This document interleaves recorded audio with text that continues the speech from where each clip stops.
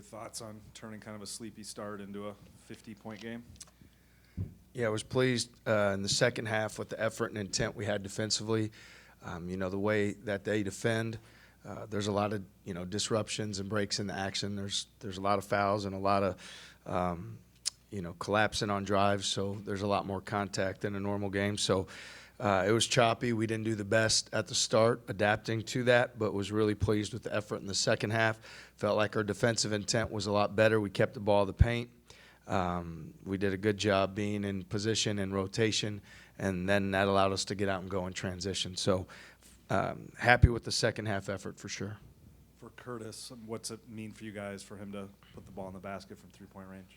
Yeah, he's been working really hard. I think when things aren't going your way, for all of us, you've got to look at what are your habits. And he's continued to do extra conditioning, get extra shooting in, be committed to his workout. And you could just see a poise and a confidence when he was letting that thing go tonight. He wasn't thinking about it. He wasn't aiming it. He was just being him. So, he's a weapon for us. We know what he can do. We're going to, we've stayed the course with him, even as it hasn't gone as well. And I know his confidence will take a big step forward after today, and it should based on how he works every day as well. I think set season highest by far in made free throws and free throw attempts. I mean, what did you like about the way, obviously the game was officiated a certain way, but you guys were very, very aggressive and were able to convert it at a pretty high clip. Yeah, we take a lot of pride at scoring the basketball at the paint. So if you're going to try to keep us out of there, that's our hope, is that we do get to the foul line a lot. So when you have 48 free throws and 44 paint points, for our team, we want to be that downhill attacking team in transition, or after something breaks down, we want to get right back in there. So was happy with our guys that they had a continued like a stubbornness to want to keep getting into the paint, keep getting the foul line, and that paid dividends for us. And for Curtis, I mean, I think you mentioned that Taman found him with the skip pass. His first three is a pretty clean look. How valuable is that for a guy who had been struggling? It was 2 for 2 at DePaul, but had been struggling earlier, and just to get that kind of start, and then he gets his next 4. Yeah. Well, the great thing is with Taman and Keyshawn is they've been such high assist guys. So if you're some of those other guys out there and you're doing a good job moving without the basketball, or you're cutting and doing things along those lines, they're going to find you. They take more pride getting the assist than scoring the point, even though they both scored the ball well as well today. So it's great for Kurt, great for our guys. Our guys believe in him. We're going to keep finding him, and he's going to keep making plays and making shots. Fish's status, and it looked like Trey maybe is dealing with a back issue of some sort.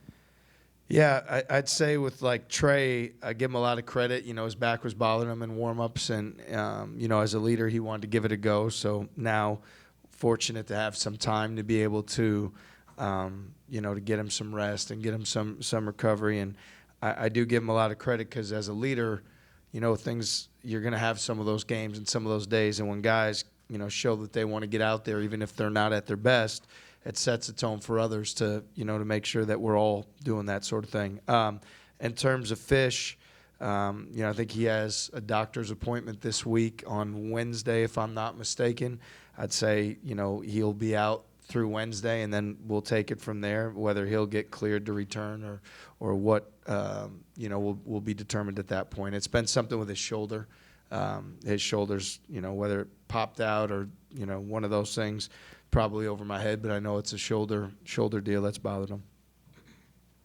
Omaha saw some increased time on the court today, 9 points for 13 minutes. What did you see from him today, and what are you sort of looking for in his progression throughout the season? Yeah, I'd say the thing we need from him the most is focus and bringing his toughness and his motor and his energy to everything that he does. He wants to do so well for everybody, for himself, for his family, for our fans. And sometimes I think, he's hard on himself. He's critical, and then he worries about what happened the last play instead of keeping his focus on the next play. So today there were some stretches where he did a better job of getting onto that next play. And so defensively, he gives us, length, athleticism. He can do a great job there. We need to do it without fouling. And then offensively, he gives us another weapon to attack the rim, attack the paint, and get to the foul line like he did today. So we'll continue to challenge him, and he'll continue to elevate by the work he does. Taman has 7 steals today. I think he's one of 3 players in school history. 8. 8, sorry. He has 8 steals, not to shortchange him. What's the importance of not only creating those steals, but then capitalizing on them on the other end, like you guys did multiple times? Yeah, what I can say first of all is Taman having 8 steals and breaking the record that may or may not, one of the guys with 7, may have went to his same high school and be a personal friend of mine. But I think Taman's going to be very stubborn with all the records along those lines, that he's going to keep breaking them. So it's great to see him setting the tone for us defensively that way. You know, he's just got great instincts. You know, he's somebody that's always, he's got a great nose for the basketball. He's ahead of plays offensively and defensively, and he just reads things. He's so smart. He has such great instincts, and you know, we'll continue to see over his career him do things that are very uncommon. I mean, we're, you know, not far away from the triple-double he had, and yet at the end of it with Taman, it's never about the numbers. It's always about the character. It's always about the hard work, and it may or may not be about shattering some of the records from the guy called the mayor that went to his high school. I don't know if you can correctly conceptualize this, I guess, maybe as a coach, but how do you understand instincts on a defensive end and help develop those and improve those? Because you just praised his instincts a lot on the defensive side.